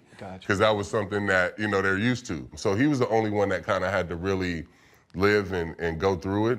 But I do think it made me a better father and gave me a better perspective of what I need to be as a man for my kids going forward and what I missed in my dad, you know? We all look back as grown men, now we see 22-year-old CC, and you can see it. Bro, the fame of being the ace, how did that change you? Because I know you, because I know, like, now with these young pitchers, like, I want to watch the ace go out there and do it. Bro, you was the ace. Yeah. Like, you gonna go out there and boom, boom, boom their ass. Yeah. And everybody wants to see it. Like, you just said it, sitting on that mound, the attention that you wanted, now you have. How did that change you to be the center of baseball? Bro, you were the center, I won't kiss nobody's ass, bro. You were the center of baseball for years. I guess it was hard to get used to because I was so young, but I thought that's what I wanted. Like, I thought that's where I was supposed to be. I thought, you know, once I got to be the ace, that it was gonna be automatic, that I was gonna, you know, have these games where I go out and pitch well every single time. My, you know, life off the field was gonna be great, and I had to grow through all of that stuff. You know what I mean? I really feel like I always tell people I was born and raised in California, but I kind of grew up in Cleveland. I was there from the time I was 17 till I was 27. So, you know, I had 4 of my kids were there. I got married there. I had some tough times. I got robbed there. My father passed away when we lived there. So I really did some, you know, living and through some trials and tribulations. I figured out how to become that ace and that pitcher through my later 20s. So yeah, it was something I had to grow into, is what I'm trying to say. I didn't have playoff success right away. You know, I wanted to go into the playoffs and be that Pedro or that Randy Johnson, Roger Clemens, and go out and throw shutouts, and that didn't happen. You know, I went out in 2007, won the Cy Young during the regular season, and kind of shit the bed in the playoffs. And if I don't, we win the World Series. We're the best team. It was kind of all on me. It was, you know, it was in my court. And then the next year I get traded to Milwaukee, and I get to pitch down the stretch, and I learned from in 07. And then the next year I come here, and I'm down the stretch, and we win the World Series. So I had to kind of grow into what I became. In Milwaukee, when you were pitching on 3 days' notice often, and Chan mentioned being the ace, you're about to go into free agency, which we know you ended up getting a landmark contract. What was it in you that you did learn in Cleveland, or you learned in the playoffs when you didn't pitch as well, that said, no, like if y'all need me to be on the mound, it doesn't matter if I don't have the right amount of time. I'm not looking to see what's going to happen next year. Put the ball in my hand and I can lead you there. What was it about being in Milwaukee for that short stint that made you so sure that's what the way you needed to pitch? I think you said it right, and the question is what I learned in Cleveland. And it was learning to be a good teammate and learning to be there. If I'm available and if I'm able to pitch, I want the ball. When I got traded, I had never played in any other organization. I was scared to death. I cried. I didn't want to go. And Amber she was pregnant at the time. She was like, man, fuck that. Them people want you there. Like, you know what I'm saying? Like, you got to go somewhere where they want you. Yeah. We had this conversation 2 different times in my career. But she was like, you got to go where them people want you. Like, they called and was like, after I got traded on the Sunday, we're like, hey, you can take a couple days and, wait till you come. And she was like, no, you need to go. So I left on that next day, pitched on Tuesday, and then pitched on Sunday. And I felt like as soon as I walked into that clubhouse, I had been there for 15 years. It was Prince Fielder was in there, Ricky Weeks, Mike Cameron. It was so many different guys, Billy Hall. And I was like, oh, this is great. I feel at home. And honestly, I didn't want the season to end. I was healthy, I was available, and everybody was freaking out because they was like, oh, you going to free agency? Why are you pitching so much? That was the only time in my career where I really felt like I knew that I was going to win those games. So I'm like, I'm making myself more money. Like, I need the ball more time so I can show these motherfuckers, like, I can pitch in these big games. You know what I'm saying? Right. So, like, in my mind, I'm like, no, I'm not hurting my chances. I'm making more money. So that's all that was. And I know his agent was like, no. My agent was going crazy. He was pissed. He wouldn't even come to the game. 75 He was like, no. And I would go in there and tell them, like, yo, I'm pitching in 3 days. Like, it wasn't the Brewers. It wasn't anybody other than me telling them, like, this is my schedule. This is what I'm doing. And, they were freaking out. Everybody was kind of on edge, but I was like, nah, this is, like, when you're in the zone, this is the only time that I know that I'm going to go out and win these games. Like, I'm taking the ball. Yeah, that competitive instinct just takes over. Question, your first catcher, still your favorite? Yeah, and my first catcher was Victor Martinez. No, I thought your mother was your first Oh, catcher. yeah. I mean, she still got to be your favorite. Nah, that's a great one, yeah. Right, no, that's a great one.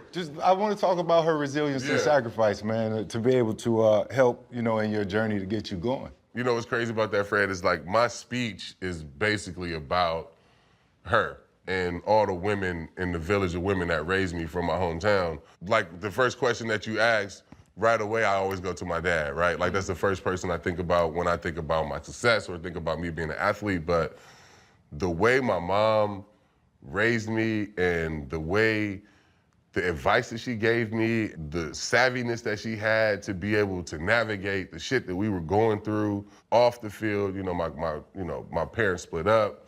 My mom was trying to figure out a way, for me to continue playing, for a place for us to live.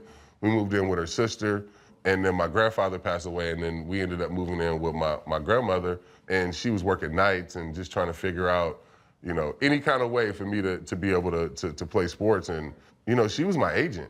When I got drafted, we went through the whole agent process and met with every agent from, Scott Boras to whoever else. And she was like, I don't trust anybody. I'm going to do this deal.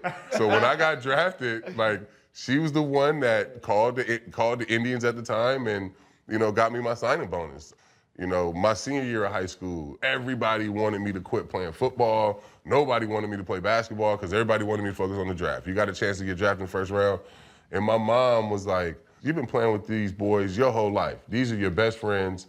And if you're really going to be this baseball player that everybody thinks you're going to be and you think you're going to be, this is going to be your last time playing organized football. Your last time playing basketball with your boys. Go out and have fun. Yeah. And I'm so grateful that she was able to have perspective and give me that advice because, growing up in the situations that we grew up, I had a lot of friends that were probably better athletes than me, but I don't think had the infrastructure or the love and the support from the house that I was getting. So I'm always grateful for my mom, and I always tell her, I'll pick my mom in any lifetime, at any time. Man, that's awesome. That's how, how much she's meant to me and as a person and in my career. You were a multi-sport star. You just mentioned football. You had a scholarship to Cal. Mm-hmm. Bo Jackson, another multi-sport star. What's the story behind the Tat?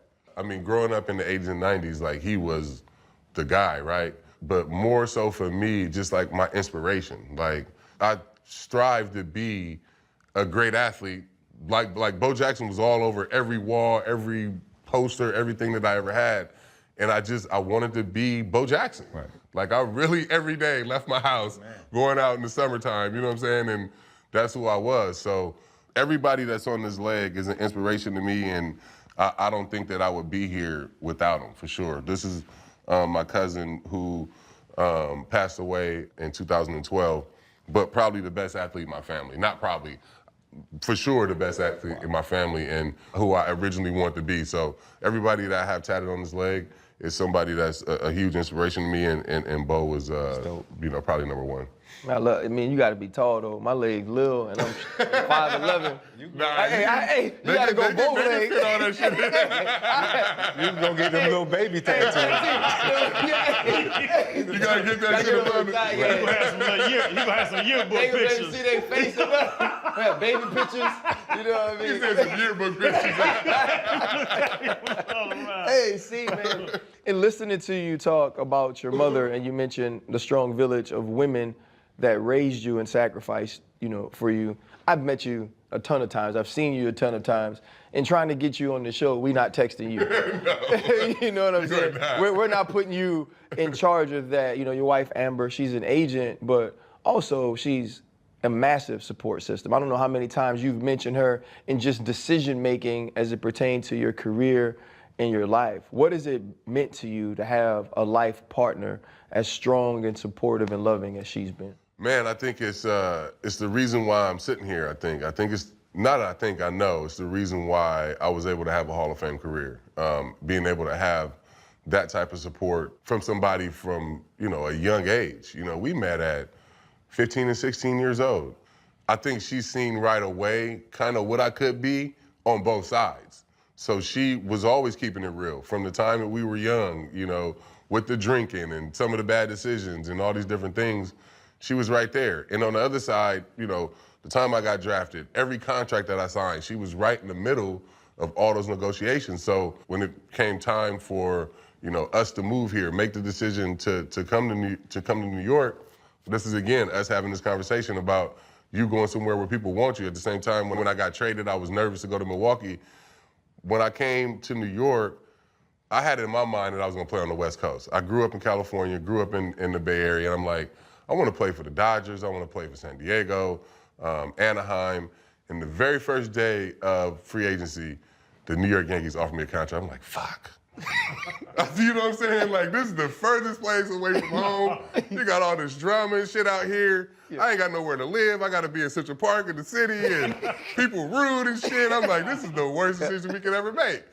And we go through the whole process, and we're trying to figure out what we're gonna do. Little C was 5. We had a 3-year-old, and we had a newborn. And she was like, wherever we go, we needed to be our home. We need to plant roots. We need to raise our kids. And I don't give a if it's on the moon. As long as our family is together, we can play anywhere. And when she said that, I was like, all right, that makes, you know what I'm saying? Like, if that makes sense. Like, and again, she was like, the Yankees want you. You need to go somewhere where you want it.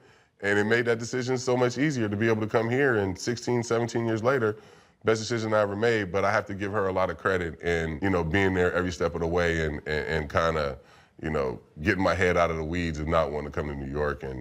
But having that support system is incredible. And I think my career ends up different if I don't get married young and if I don't have kids super young. I think my career is completely different. Your wife and my wife, they're friends and all that. I always say get a co-pilot, don't get a passenger. Yeah. Because that's what Amber is. Yeah. I don't know, it's morbid, but if I go in a coma tomorrow, our kids, our life doesn't change because Asia can run it. Is that a good thing, or what advice would you give to young boys about? No, that's 100% right. I mean, you know, marry the smartest person you know. You know what I'm saying? You know, that's literally the advice I give everybody when young baseball players. I'm like, yo, marry the smartest girl you know. Somebody that's gonna have your back 100%. And I know, you know, I feel like every decision that we make is for us as a family and for us as our legacy, especially now going forward. You know, everything that we are doing now is for our kids and hopefully our grandkids and, you know, building that Sabathia name and that legacy. And they gonna argue now. Oh, yeah. Oh, yeah. I mean, you got to give up control. That made my life so much easier. When I stopped trying to control and just was like, just show me where to go. Tell me where to go, tell me where to be, and I'm so much easier now. Yeah. It's great. It's so much easier. Cece, you mentioned coming to New York. Obviously, it turned into one of your best decisions ever. But the pressures that came along with coming to play for the Pinstripes, what was that like? Because the city is real crazy. Yeah, it is. Nah, the city is passionate. You know what I'm saying? And especially for Yankee fans, like, they hold you accountable. They expect you to go out and throw 7, 8 innings every time out. That's what I expect out of myself. Mm-hmm. So once I figured out nobody can put more pressure on me than I already put on myself, you know, I can figure this out. And I think the biggest thing that people try to do here is come here and, you know, do too much, try to turn into Superman. When you come to the Yankees, especially at the time when I came, if you look around, that team was probably one of the better Yankee teams that was ever assembled. You had A-Rod at third, Jeter at short, Cano at second, Teixeira at first. Like, all you gotta do is just not fuck this up. And y'all gonna, you know what I'm saying? Y'all gonna win pretty much all of the games if you don't go out there and give up 7 runs in 3 innings. So once I figured out, like, oh, it's way less pressure because this team is a lot better than any team I've ever been on, it made it easier just to go out and be myself. And like, you kind of find a pocket where it's also fun to kind of find a pocket where you're not the superstar. Like, everything that happened, they're going straight to Jeter's locker, then they go into A-Rod's locker, then they go into Mo's locker. I'm like the 7th dude on this list. Right. Like, this is great. You know what I'm saying? So it became, you know, fun and easy once I kind of figured out, oh, I can be myself and you know, kind of fly under the radar here. You ever think about the umpire that didn't give you the error, so you didn't get the no-hitter? Man, you know what? Me and Jason Kendall are still really close. I see him all the time. And we were talking about this the other day. It happened so early in the game in Pittsburgh that I didn't pitch knowing that I was throwing a no-hitter. You know what I'm saying? Like, that's a different thing, going to the 6th, 7th inning, like, oh, he's got a no-hitter. We just thought it was a one-hit game. You know what I'm saying? Right. So I'm going out kind of pitching without the pressures of throwing a no-no. Had it happen later in the game, then we get that kind of build-up, and then I feel like it's more of a no-hitter. So I don't think about that. I don't let that bother me. But bro, when you out there, like you say, you the man, you're running the game.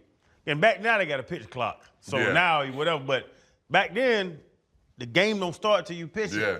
Like, that gotta be crazy to know that it goes and ends through me. The psychological side of that. Yeah, like, do you have to get used to that as a kid to move up? Because I see these dudes nut up all the time. I mean, that's something that my high school coach kind of taught me, is that, like, you're in control. Like, if I want to walk around the mound, tie my shoe after every pitch, after every single pitch, I can do that. You know what I'm saying? Like, I loved that part of it. Like, I always used to tell Hov, I was around Hov all the time, and like watching him, like from behind, like Rocca Stadium, is like, that's how you feel. You know what I'm saying? Like, it's 50,000. I always say it's 50,000 people in the Bronx on a random Tuesday, and this shit don't start until, like, I'm ready. Like, you know, like, it's 7:05, but I can start this motherfucker at 7:08 if I want to. I can start at 7:06. You know what I'm saying? Like, I'm in control of this whole thing, and I think that was the most appealing part about, you know, pitching in the Bronx and being a starting pitcher in general, but just pitching in the Bronx and having that energy and knowing that it stops and starts on you is incredible. Are there pitchers that'll pitch better in Milwaukee or? in Texas than they will with that pressure. Like, it seems like it's so much. There are very talented, even football-wise, very talented quarterbacks that's going to nut up. There's very talented people that's going to nut up. Like, why don't you nut up when you're in them situations? Because I just explained, but that you have to understand, like, when you play for the Yankees, most times your team is going to be really good. They're going to trade. They're going to, like, go sign whoever they can to make this team be a World Series contending team. So you don't have to do anything other than what you can do. Like when I talk about 07 and the playoffs in Cleveland, I was trying to go out and have this performance like Randy Johnson, Kurt Schilling. Like, I wanted to go out and have this epic performance every single time out. 8 innings, 9 innings, and I didn't need to do that. All I need to do is just go out and do my little part. Go, you know what I'm saying? Yeah. Like, stay in your lane, and if everybody stayed in the lane and do their part, kind of like the same thing on the football field. Like, everybody's got to hit their assignment. Everybody's got to block. Everybody got to do the right thing. And in baseball, it's kind of the same way. I can give up 3, but they'll get us 4. Exactly. Yeah. Just don't give up fucking 7. Well, they don't pull you before that anyway. Just don't give up 7. Like, you know what I'm saying? Like, just don't completely it up. Yeah. And we gonna win. You mentioned watching Hov rock a stage. That was like small flex. I just let it go. He's like, I'm behind him. I was like, well, damn. Every time I go to the concert, I'm in the stands, so I'm in front of the people. I never really get to see, but He's not where I sit. no, he ain't where I sit either. He ain't where I sit. He real close. Yeah, he real close.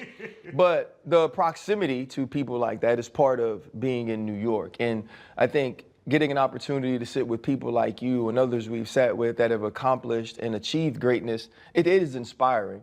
Who are some of those people, man, just like throughout your career or throughout your upbringing that, you mentioned Bo Jackson already, that you looked at for inspiration as to this is the level of excellence you strive to in any walk of life? Yeah, you know who is a huge one for me is Dave Stewart. He pitched for the A's in the late 80s. He's from Oakland. And at 9 years old, he walked in my Boys and Girls Club. And in the late 80s, early 90s, the percent of black baseball players at its highest. It was like 18%. So every team had 2 or 3 guys. I mean, you guys know we're about the same age.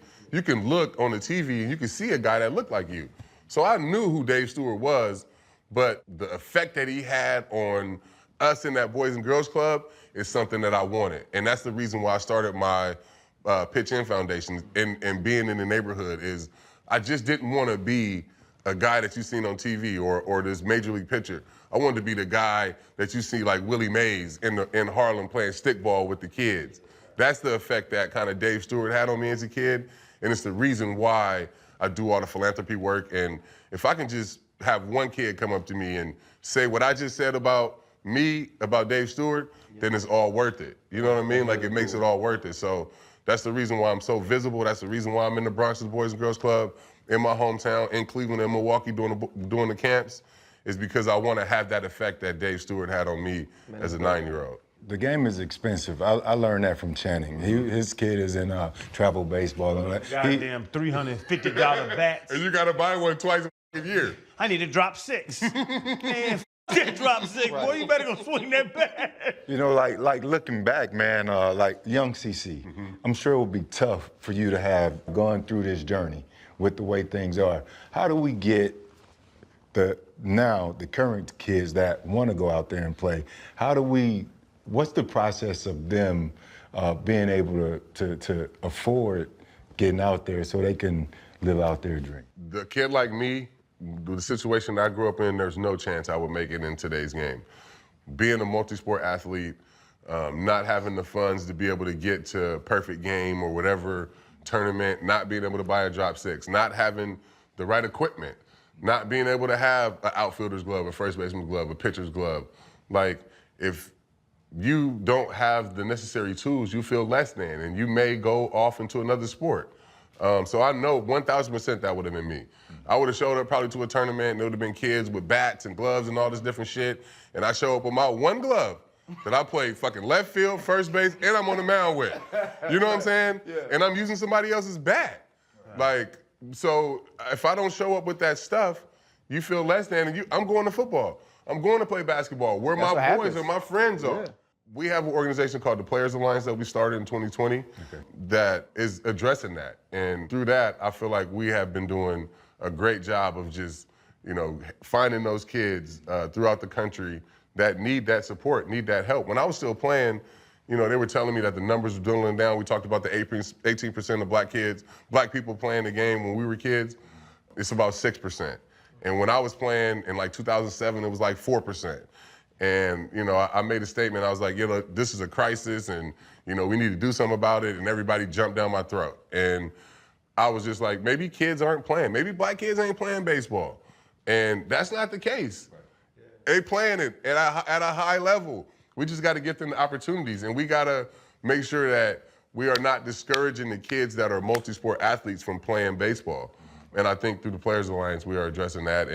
But it's something that we all think about. We consciously, are trying to make better, because I feel like a lot of the guys from my generation grew up in my situation, whether it's Gary Sheffield or, Kenny Lofton or Jimmy Rollins. We all kind of came out of that same mold, and none of us would make it in today's game. Being in the major leagues as a black American, because I see a bunch of Dominicans and I look at them like I look at y'all, and then I say, what's up, bro? And then they talk. What's up, bro? K? I say, I got a funny story about that. but tell the story, but even on that, like being a black American in baseball, and you were in the time when I think we're more progressive now than we were when you played. Yeah, no, so my first team that I played on, I got drafted, I'm 17 years old. I'm fresh from, literally going from high school, now I'm a pro. Yeah. You know what I mean? Like they throw you into the fire, like you go to the minor leagues. So I walk into the locker room and it's like two dark-skinned dudes over here, and then it's like, the white dudes over here, but then in this corner, it's like 7 dark dudes. I'm like, oh, like, we good, like, we locked in. So I go straight down there, like, to say what's up, and everybody down there spoke Spanish. It's the first time that I ever met, like, Dominican guys, you know what I'm saying? They kind of look like me. They started speaking Spanish, like, Kate, like, and then 2 black dudes grabbed me over there and was like, yeah, nah, you got to come to this corner over here. It's us 3 now. It's us 3 now. You stay out of that corner, you stay over here in this corner. But NFL locker rooms are, 80, 90% black? Yeah. MLB locker rooms, like you said, 10% black Americans. Yeah. I don't know, 6% white boys, but then it's a Hispanic dude, so you're really a minority again. You are. It made it tough, sometimes to be able to, sometimes I was the only black dude that, in Cleveland, it was just me. In New York, I never had that. It was, it was either me, Derek, Judge came along, whoever else. Like I said, when we were watching the game, it was the number was so high. I feel like it's always been our game. You know what I mean? Like even back to, the Negro League days and Jackie Robinson days, like baseball was black culture. Like if you look at, Hank Aaron and those boys when they started down in Rickwood and, some of the stuff that we're doing down there, like that's Central baseball and that's black baseball. And those guys were the LeBron James. Those are the Jalen Hurtses. Satchel Paige is flying around in the 40s with decked out suits and he's got his own plane. Yeah. You know what I'm saying? Like these are the guys. So it's always been our sport. We just got to figure out a way to get back to our culture, if that makes sense. Like baseball has always been good for black athletes. Hasn't always been great for black culture. And I think we need to get back to getting back to black culture. It started in Atlanta with the All-Star game. I don't know if you guys seen any of that. With JD and Ludacris starting it off for us and, everything that we kind of did down there, honoring Hank on, the home run derby day, I think, we're getting back to that. Did you have some influence and some conversations with that, with your role now and working with them? Yeah, so we started a group about 4 years ago of ex-players. And it kind of just started with, I got a job there in 21. Raul Bani is working with the league. He's one of my favorite teammates. And I'm like, if he's working over there, then it can't be that bad. You know what I'm saying? So I joined and started working with the league and just trying to change the narrative of, players and the league not having a great relationship. And, we started the group, Commissioner Ambassadors Program, and a bunch of those boys I just named, Jimmy Rollins, Ryan Howard, Gary Sheffield, Fred McGriff, we're involved and at a high level in, trying to change the game, trying to bring the culture back. But yeah, I mean, a lot of the stuff that happened in Atlanta, the uniforms, the guys wearing 44 on the home run derby, You know, that was our idea. A lot of the stuff that you see with the hats and, you know, the way that the guys are wearing their uniforms is our idea. We did a big game back in Rickwood, East-West Classic, you know, bringing back a Negro League Classic at the oldest ballpark in America. We did that. We refurbished the field and put it in Willie Mays' name. I mean, the Hank Aaron tribute that you saw after the 6th inning, that was all us. So, you know, we're just trying to change the narrative that players can't work for the league. And, you know, for me, if you just look at that program, it's all my friends. You know what I'm saying? Like, I get a chance to be able, like what you guys are doing.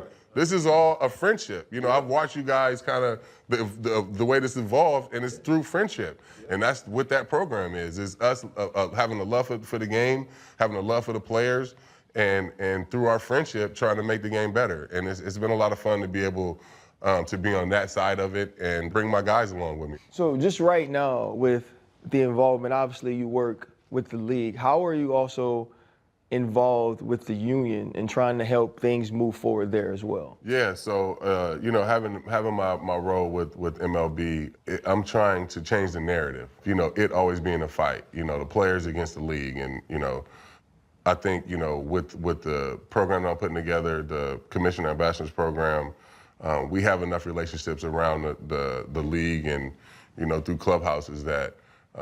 If you know Mookie Betts or whoever else sees us working on this side, well, oh, maybe it's not that bad on that side, you know, and I think that's, you know, what we're trying to do, and you know, for me, it's about having legends around the game, you know, the Gary Sheffields matter, the, you know, Fred McGriffs, they matter, and, you know, suggest that, you know, to have us around is a bad thing, is heartbreaking, you know, and it sucks to, you know, kind of have that narrative out there that we're doing anything for money. I don't know if anybody knows me, but I don't do anything for money. You know, I'm doing this to try to help the game, to try to grow the game, and to try to help and change the narrative, you know, throughout the game. And you know, I'm gonna continue to do that. You know, whether the union or whoever else likes it or not, I'm gonna continue to do what I know is right and continue to bring my friends around and give them access to the game that we love. But you're not involved in negotiations in any way. No, correct? It's not my job. Yeah, exactly. No. Yeah, people, my I job, think that's how people see it. Yeah, that's how people see it. Yeah. And that's why I'm trying to change the narrative. That, for me, to see me around, you know, the commissioner and say, oh, he's on this side of this issue or whatever, makes no sense. Right. I'm on the side of growing the game and trying to make the game better, and I think everybody in my group is a part of that. Yeah, that's perfect. I love to read, and so I want to ask you about a book. I think it's called 5 O'Clock Comes Early. Mm-hmm. How did that book sort of change your perspective and outlook on yourself and life going forward? That book by Bob Welch changed me because I didn't know if I was going to be able to play or pitch without alcohol. That sounds crazy, but it had been so much a part of my routine, so much a part of my life, that I was sitting in rehab like, I don't know if I can pitch without drinking. Like, this is like what I do. Like, I pitch, I drink that night, I drink the next night, drink 3 nights in a row, and then I take 2 nights off. And then, but like, that's like, it's like part of my lifts. Like, you know what I'm saying? Like, so once I read that book and got an understanding of, you know, I have a new routine, one, and, you know, this is what it's gonna take for me to stay sober and stay on the track that I need to. And 2, he did it. You know what I'm saying? Like, he was able to go to rehab and he was able to come back and pitch at a high level. It just gave me the confidence to be able to, the confidence and I guess the will to be able to want to play after coming out of rehab. I know functioning alcoholics. You know, I have family members who are actually like functioning drug addicts. None of them are going to the Hall of Fame in anything.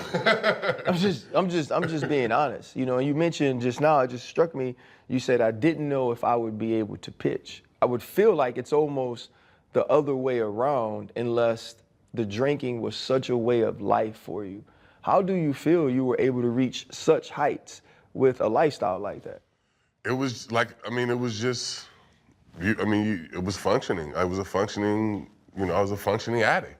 It was just something, like I said, I had did since I was 14. It was something that I did in high school when if I felt like it was a big game and I was gonna be nervous, I would drink the night before, just so I could be hungover, so I would know I didn't have to worry about butterflies in my stomach. You know what I'm saying? Like, that's how, like, I had figured out how much alcohol could help me at that time. So it was literally just something that was like a part of my life. Like, I started doing, I started drinking because it would be a bunch of scouts that was coming to my games in my junior year. And I'd be like, you know what, fuck it, I'm gonna just get drunk the night before and I can wake up and just go play. I don't have to worry about nothing. I got it. Do you ever think about, to Ryan's question, Yeah, you throwing 97 Is the glove blurry? hungover, like you throwing, bruh, we done all watched you body ass. And you out there rubbing your face and, like, did you ever think about, bruh, if I wasn't drinking, like, what I could do when you stopped, though? Yeah, no, I mean, no, I didn't. I don't know. I mean, it's the same thing with my weight, right? Like, I was at my biggest, I was like 340. And I never thought about not being that weight. Like, it's just who I was or what I was. Like, I was offensive lineman. You know what I'm saying? Like, that's just what I am. So no, I never, and I still don't even think that it would have changed anything. I don't think so, If you was pushing off that back leg, or you left-handed, so you would push off this leg, at lighter and not hungover, you could be able to throw faster than. Yeah. But the question is, have you ever thought about it? Is there any regret in it? No, none. And I think that's what I'm saying, none. Yeah. Like, zero. I don't I mean, for me, like, being lighter, like, health-wise, like, just living longer, yes. Like, I wish I was taking care of myself way back then, yes. But, like, as far as, like, as an athlete, no. I don't think I missed anything. I don't think it would change anything. But, like, for life, like, just, like, now, wanting to live longer and be around my grandkids and all of that shit, yeah, I should have been taking care of myself a long time ago. If he was CC Sabathia that had to go back to Vallejo after 3 years in the minor league, it might be a different thing. Like, he's going to Cooperstown. Right. You know what I mean? I think, a lot of people who have those regrets, it's when you're the hometown hero, the 3-sport star that doesn't make it, I was always scared of being that too. I was always scared of, like, letting so that's why when you ask what I'm carrying when I walk across that stage, right. I'm carrying that I didn't let them people down. Being that 3-sport star and being that guy that everybody looked at, like, I was in the paper at 9, 10 years old. You're on the front of the sports page, you know what I'm saying? And to be able to kind of live that out and carry that out for my hometown, for my dad, for all of, everybody that, like, threw that on my back, like, that's what I'm walking across the stage carrying. Yeah, I'm stuck in between asking about the movie Vallejo, right? That's gonna go back and follow your childhood, versus asking about, you pivoting throughout your career and changing from the big power thrower and adjusting your stuff to more finesse that created your longevity and obviously landed you in Cooperstown. You can go either direction with either one of those. Which one is most important to you? I'm super excited about the project, just because, I talk about, my hometown and how unique it was to grow up there. And, I feel like if we did a show or a movie about it, it would be a cross between The Sandlot and Snowfall. You know what I'm saying? Right? No, like, think about, really, really good young black baseball players in the middle of that type of shit going on. Like, I grew up in that 80s, 90s jungle. That's what the middle of what was going on at the park. But we had high level fucking baseball going on as, like, kids. You know what I'm saying? Like, my 12-year-old all-star team probably should have went to the Little League World Series. We were just one pitcher short, but, like, best baseball team I've ever been on. You know what I'm saying? And it was all my homeboys, and we were all black. You know what I'm saying? So it would be exciting and fun to be able to kind of tell that story and let people understand how rich, like, the baseball is in my hometown and kind of where I came from and why I play the sport. So yeah, I would be excited to be able to tell that story, and going back to me being able to extend my career. I think that was just being lucky being able to be in this Yankees organization and I had Mariano Rivera, I had Andy Pettit, and I had Billy Connors. And all three of those dudes had mastered the cutter. And, you know, when I was throwing hard, they all were like, hey, you need to think about throwing a cutter. I was like, no, I don't. Like, I fucking throw hard enough. You know what I'm saying? And as I lost my velocity, I started paying more attention, and I couldn't have learned from three better guys to understand, you know, how to throw this pitch, when to throw this pitch, how to set it up, and, you know, extremely, you know, humbled and honored that I was able to extend my career. And it's the only reason I was able to go to Cooperstown is by being able to come in contact with those three men. It's amazing how the brain takes over when you lose that rawness. We talk about it in football too. The longer you play, you start to lose a little bit of that stuff you really had, but this has to take over. Yeah. Right? And then it's like, man, I wish I was using this when my shit was good. Yeah. You know what I'm saying? But then that's when you see the Patrick Mahomes or whoever else it is. But you to talk about your 12-year-old team and then to talk about when you had to adjust, is baseball nature or nurture?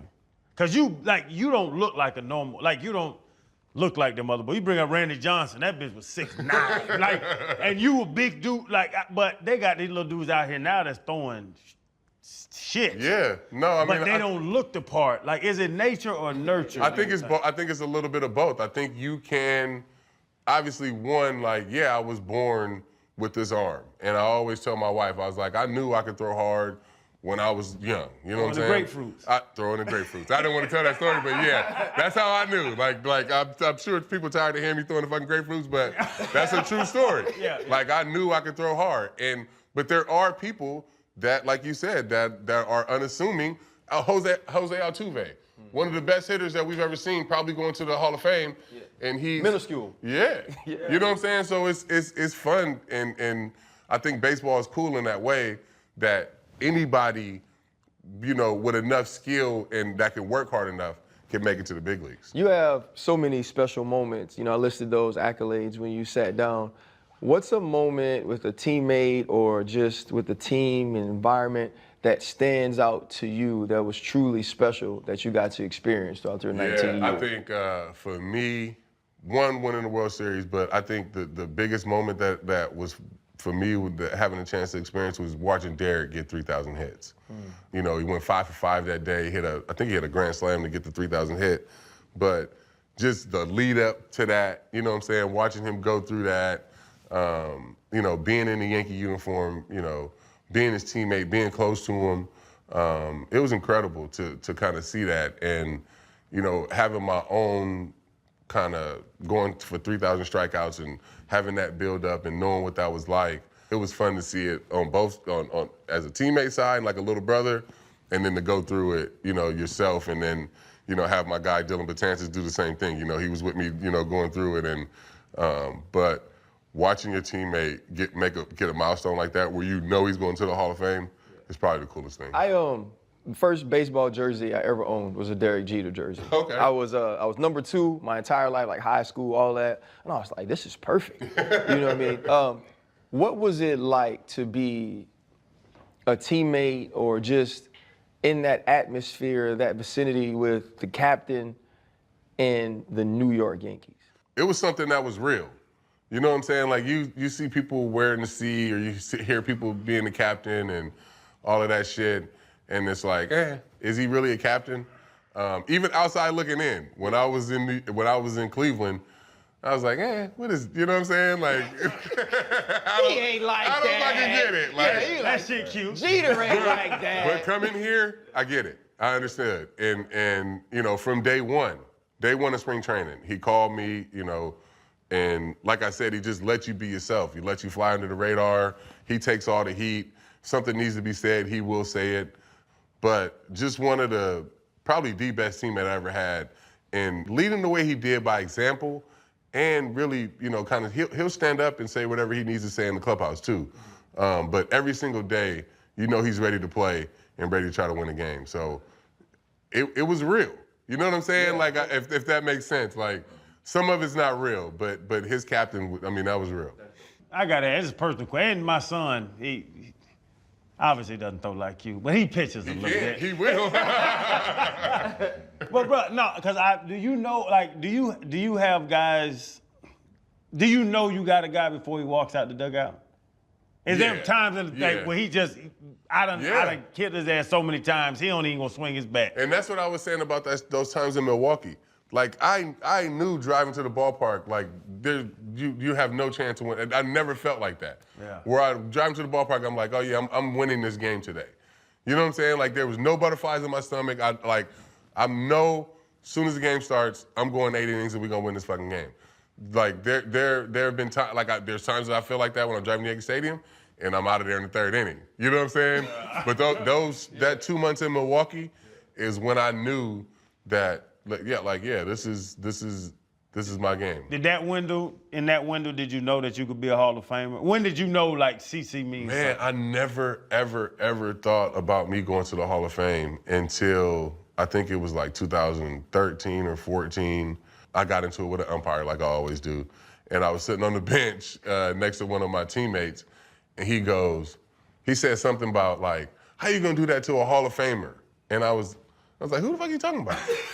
You know what I'm saying? But, like, that was the first time I had ever even realized that people thought of me like that. Yeah. Like, I had never even, like, never crossed my mind. Like, never, ever crossed my mind until I was sitting next to Ben Francisco, and he like, just said that in passing. And I'm like, oh, shit.